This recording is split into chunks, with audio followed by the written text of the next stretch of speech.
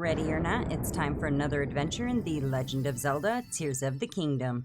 Today, our mission is to tackle a pretty stone and 5 golden apples, otherwise known as the Pupunke Shrine, over in the Great Hyrule Forest. Alright, boys and girls, strap yourselves in and let's crash this party.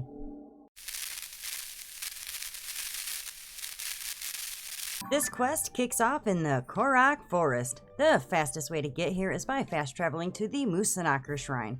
I've linked a guide below on how to clear the KKJinxx Forest and everything else that you need to know. Now, with your back to Hestu, the giant broccoli man himself, walk forward down there to what you can see what looks like a path, and once you're on it, it's gonna feel like a path. And honestly, to me, that's good enough. Keep going until you spot our little KKJinxx friend.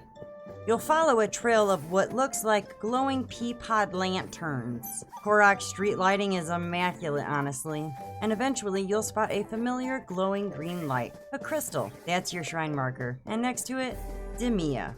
That's when you know you're in the right spot. Let's chat up Demia to kick things off. They'll immediately start talking about how pretty the green crystal is and how they found it all by themselves.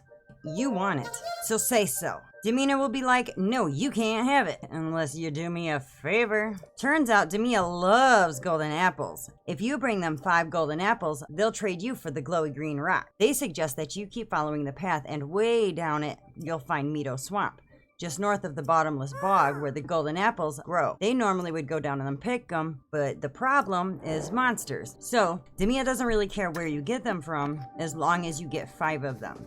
And if you don't already have 5 golden apples, you can go get them from the bog yourself the intended way, but it's not my top choice, and here's why.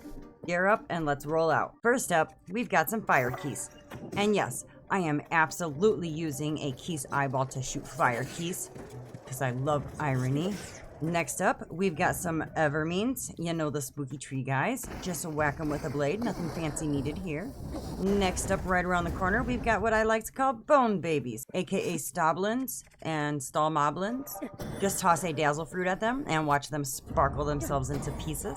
Further down the road, we've got a Shock-like. He's only a problem if you're not prepped for electricity, so throw on your lightning helm or chug an electro elixir and just walk past them like you own the place. Then, once you actually get to the bog, we've got an Octorok in there. You can either deflect his rock back at him, or if you're feeling spicy, you can just shoot a shock fruit into the tar and electrocute him from a distance. Zap, zap, goodbye. Now, here's the trick with the bog. It's not actually technically completely bottomless. If you've got Mineru, this part's actually a breeze.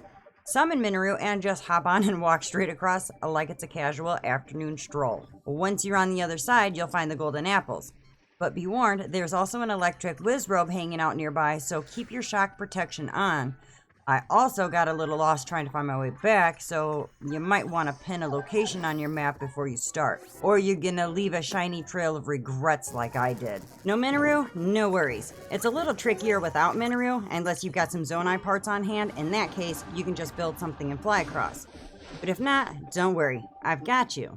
You can use a fire fruit and a Hylian pine cone to create an updraft and glide part of the way across, but that'll only take you so far though. So once you land somewhere safe, you'll need to bomb flower jump the rest of the way. Here's how to do that. Use a bomb flower to your shield, then hold ZL to ready your shield. Press X to jump, then hit A to trigger the launch. If you want a more detailed guide on bomb flower jumping, or how to get Mineru, I've got both linked down below in the description.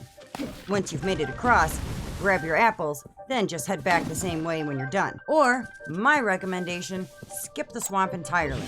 There's a much easier spot at the Sonopan Shrine on Satori Mountain. It drops you right into the apple forest, full of golden apples, regular apples, and a ton of wood bundles if you're willing to cut down some trees. No monsters, no bog, no stress. The link to that guide is down below if you want to take the chill route. Once you've got your apples, let's head back to Demia. Hand over those 5 golden apples and booyah! Green crystal in your pocket. If you already had your apples with you, you're already ahead of the game. Just follow that glowing green beam of light and let's go shrine hunting. When you reach the pedestal, offer the crystal and the shrine will reveal itself. With all the tricks and puzzles out of the way, we can go right inside. And this is just a Raru's blessing, so all we need to do is go right up to the chest, open that bad boy up, and claim our very own mighty Zona sword. Put that in your back pocket and pat yourself on the head for a job well done. Pat, pat. And if you're ever stuck or need any help with any part of this shrine quest or any other video, feel free to reach out right here in the comments on Instagram, Facebook, or on Discord. I am always happy to help. Huge thanks to my Patreon supporters. Your support means the world. And if you'd like to join in and get some extra goodies, check out my Ko-fi or my Patreon pages. And if this walkthrough helped you out, give that like button a little tap, hit subscribe for more gaming goodness, and spread the word to your fellow adventurers. Got any questions or thoughts? Drop them in the comments below. I am all ears. Until next time, this is KKJinxx, over and out.